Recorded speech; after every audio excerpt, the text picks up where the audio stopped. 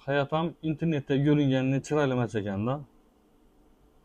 Ushbu videomuz ba'zi bir movatchilar uchun. Bugun obedda istida mashinada borayotirgan bir danish odamni ko'rib qoldim. To'xtadim, endi yo'limaga ketdim.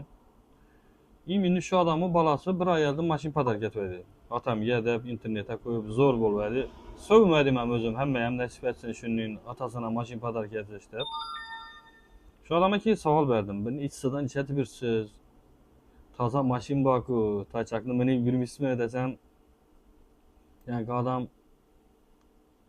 ey balam, bu mashin elat uchun, odamlarga gap so'z uchun, internet uchun podarka etilgan ekan. Bu mashinani haydab ko'rishim nasib etmadi dedi-da.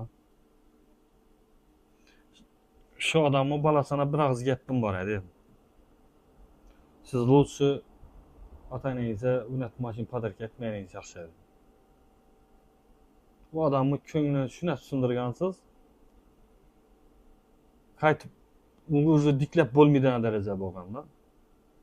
Sizga bir maslahatim, bu odamlarning gap so'zi, internet, boshqa bir obro'ni topasiz, ertaga shu otangizni topib bilmaysiz hech qachon. Bir gün gelasizda, hali xudo xolasa siz ham bolangizni mashin podarka etadi. Lekin siz ham minishni nasib etmaydi shuni. Lutsi vaqtinda otangiz qadrini aytingda, shuni xizmatini qiling bo'lgani. Bu odamlar uchun hayf sizga kerakmidi? Biza boshqalar ham kerakmidi? Xulosa o'zingizdan.